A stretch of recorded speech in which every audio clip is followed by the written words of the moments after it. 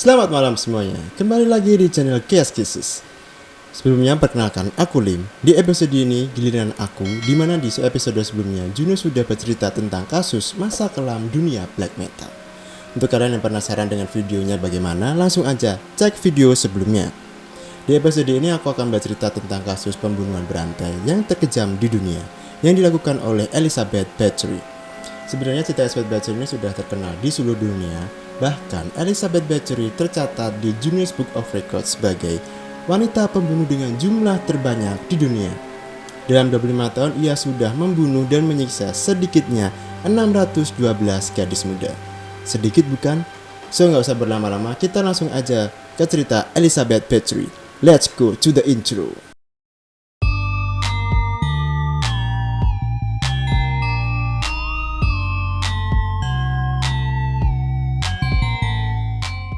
Sebelum menjadi pembunuh berantai, Elizabeth Bathory lahir pada tanggal 7 Maret 1560 di Hungaria. Ia dilahirkan di keluarga tertua dan terkaya di Transylvania. Dan keluarga besar Elizabeth Bathory ini merupakan orang-orang terpandang. Sepupunya pernah menjabat sebagai Perdana Menteri di Hungaria, dan pamannya yaitu Stephen Bathory adalah Raja Polandia pada masa itu. Meski berasal dari keluarga bangsawan, rupanya keluarga Bathory ini memiliki sifat gelapnya tersendiri, yaitu mereka dipercaya sebagai penganut ajaran satanisme dan paganisme. Pada masa kecil Elizabeth, dia memiliki penyakit epilepsi dan ia sering mengalami kejang-kejang. Penyakit epilepsi yang diderita oleh Elizabeth ini adalah karena pernikahan sedara yang dilakukan oleh kedua orang tuanya, yaitu George Bathory dan Anna Bathory. Dan sejak kecil, Elizabeth ini sudah terlatih menjadi wanita yang kejam, guys. Dia sering diajak kedua orang tuanya untuk menyaksikan atau menonton hukuman mati para terpidana mati. Bahkan beberapa anggota keluarganya sudah mengajarkan ajaran satanisme dan paganisme. Karena pada zaman kerajaan dulu, pernikahan dini masih dianggap hal biasa, guys. Nah, pada tahun 1575, di usia yang ke-15 tahun, Elizabeth Bathory menikah dengan Ferdinand Dasdy yang usianya 10 tahun lebih tua dari dia. Meski berasal dari keluarga bangsawan, rupanya Elizabeth ini tinggal menggunakan nama belakang suaminya. Karena keluarga Dasdy ini kastanya lebih rendah dari keluarga Bathory. Malah yang ada nih ya guys, Dasdy ini mengambil nama belakang istrinya dan mengubahnya menjadi Florence Bathory. Karena mereka berasal dari keluarga bangsawan, pernikahan mereka sangat mewah, dihadiri dengan ribuan orang. Bahkan orang tua Elizabeth Bathory ini menghadiahi mereka sebuah kastil, yaitu Kastil Catestis. Dan kastil ini digunakan untuk mereka tinggal. Dan setelah 3 tahun kemudian, Sina Dasdy ini diangkat sebagai komandan pasukan khusus Hungaria dan memimpin perang melawan Ottoman. Karena Sina Dasdy lebih sibuk di medan perang tengah giatnya mengejar karir, dan si Bathory sibuk mengurusi urusan kastilnya. Akhirnya mereka sama-sama tidak memiliki waktu untuk bersama. Mereka tidak memiliki anak hingga 10 tahun pernikahan mereka. Namun pada akhirnya anak pertama mereka lahir pada tahun 1585 yang diberi nama Anna. 9 tahun berikutnya, Elizabeth melahirkan 2 anak perempuan, yaitu Ursula dan Catherine. Pada tahun 1598, ia melahirkan putra pertamanya yang diberi nama Paul. Dan setelah melahirkan kelima anaknya, era teror Elizabeth pun dimulai.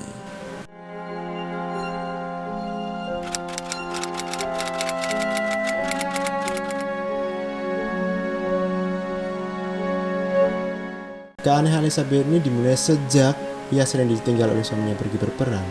Karena dia merasa kesepian, dia sering berbicara dengan dirinya sendiri. Narsis di depan cermin berjam-jam. Karena dia sering mengagumi dan memuji kecantikan yang dia miliki. Nah, saat ia memasuki usia ke-40 tahun, ia merasa khawatir akan kecantikannya. Wajahnya mulai keriput dan aura kecantikannya tidak lagi memancarkan kecantikannya. Namun karena Elizabeth adalah pemuja kecantikan dan kesempurnaan yang dimiliki, ia rela akan melakukan apapun demi mempertahankan kecantikannya. Karena sejak kecil Elizabeth ini sudah diajarkan ajaran satanisme dan paganisme, ada nih salah satu pelayan wanitanya yang bernama Dorothea Dentes atau sering dipanggil Durka. Durka menanggapi keresahannya Elizabeth.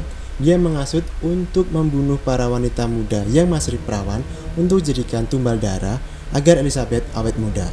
Nah, dari situ Elizabeth gemar menyiksa pelayan wanitanya dan dibantu oleh si Durka.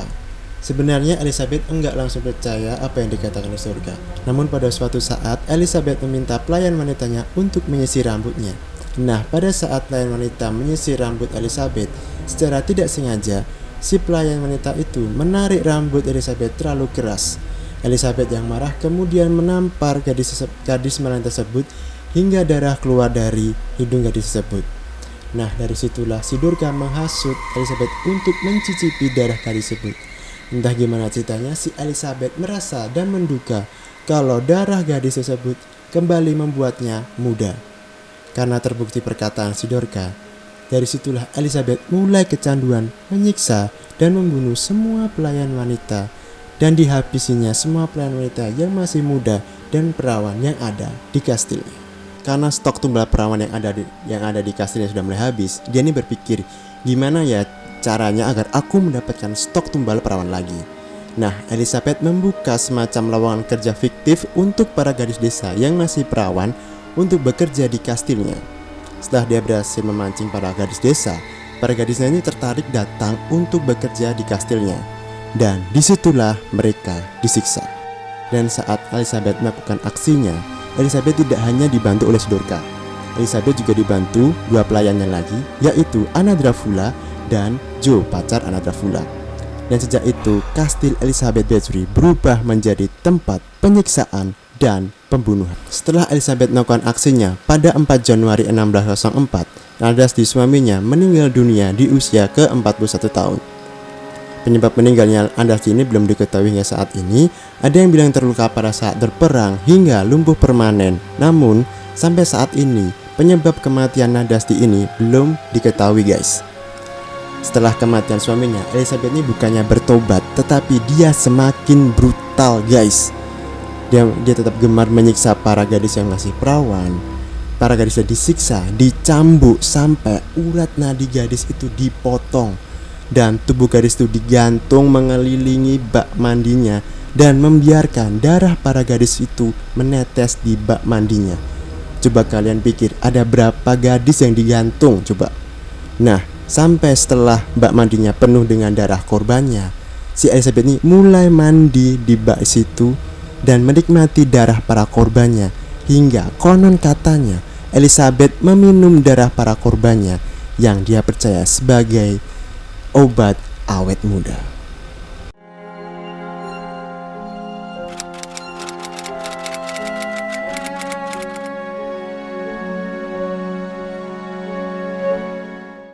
Agar tidak terlihat mencurigakan, Elizabeth masih memakamkan para korbannya dengan prosesi pemakaman. Dan Elizabeth masih memanggil para pemuka agama untuk memakamkan korbannya. Karena jumlah korbannya semakin banyak, para pemuka agama ini menolak untuk melakukan prosesi pemakaman. Karena gadis-gadis yang meninggal ini tidak diketahui penyebab kematiannya. Karena takut, Elizabeth mengancam para pemuka agama agar tidak menyebarkan kebiasaannya. Dari situ Elizabeth tidak lagi menguburkan jasad para korbannya, melainkan membuang secara asal ke beberapa tempat, seperti di ladang, di sungai belakang kastilnya, di kebun sayur, dan di tempat-tempat lainnya. Setelah habis korban dari gadis desa, karena sangat banyak sekali gadis desa yang datang ke kastilnya, beralihnya dia ke gadis-gadis berasal dari bangsawan rendahan. Sejak saat itulah kebiasaan Elizabeth terungkap. Karena ada salah satu korbannya yang berhasil melarikan diri dan menceritakan kepada pihak yang berwenang apa saja yang terjadi sebenarnya di kastil tersebut. Setelah memberikan kesaksian, pihak berwenang ini semakin percaya kalau penyebab para gadis desa dan para gadis bangsawan yang menghilang secara tiba-tiba adalah ulah Elizabeth. Pada 30 Desember 1610, mereka melakukan penggeledahan di kastilnya. Penggeledahan dipimpin oleh Gorgo Tuzo, sepupu Elizabeth. Saat melakukan penggeledahan, ditemukan banyak sekali mayat gadis-gadis muda yang berkelimpangan di sudut-sudut kastil. Mereka menemukan gadis-gadis yang masih tergantung dengan urat nadi yang terputus yang masih mengeluarkan darah. Sebagian lagi ada yang tergeletak di meja makan dengan kondisi yang serupa, sedangkan yang masih hidup pada tubuhnya terdapat tusukan benda tajam. Dan di bawah kastilnya ditemukan sekitar 50 yang telah meninggal dan membusuk. Setelah penggeledahan itu, berakhir sudah aksi Elizabeth. Dan akhirnya pada tahun 1611, Elizabeth didakwa telah melakukan pembunuhan dengan jumlah korban 650 gadis muda yang dibantu oleh 3 pelayannya. Namun di saat persidangan, Elizabeth ini tidak pernah datang. Sedangkan ketiga kaki tangannya dihukum siksa, yaitu Dorothea Dentes dan Shijo dihukum bakar, dan Anna Dracula dihukum penggal. Karena Elizabeth berasal dari keluarga bangsawan, ia tidak mendapatkan hukuman mati seperti ketiga kaki tangannya, melainkan hukuman kurungan di dalam kastilnya dengan membangun tembok-tembok di sekeliling kastilnya dan hanya menyisakan lubang kecil untuk memberikan makan baginya.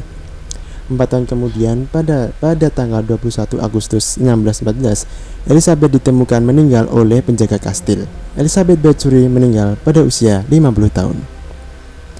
Setelah peristiwa kekejaman Elizabeth Bathory, setelah berabad-abad berlalu, beberapa masyarakat Hungaria masih mempercayai bahwa Kastil Kecsdic masih dihuni oleh arwah Elizabeth Bathory dan para korbannya. Ada beberapa orang yang mendengar tertawa Elizabeth Bathory dan beberapa orang masih mendengar teriakan para korbannya. Dan sejarah mencatat Elizabeth Bathory sebagai pembunuh terkejam di dunia. So, berakhir sudah cerita dari Elizabeth Bathory. Terima kasih untuk kalian yang sudah mengklik video ini dan nonton dari awal hingga akhir. Maaf kalau kata-kataku ini masih belibet karena ini adalah video pertama aku. Untuk kalian yang punya kritik dan saran, langsung komen aja di bawah. Dan jangan lupa like, comment, and share untuk ke teman-teman kalian. Dan jangan lupa subscribe channel ini. Dan jangan lupa aktifkan notifikasi lonceng agar kalian tidak ketinggalan info tentang channel ini. So, terima kasih untuk kalian semuanya. Stay healthy, stay alive, and to be awesome together. Bye-bye.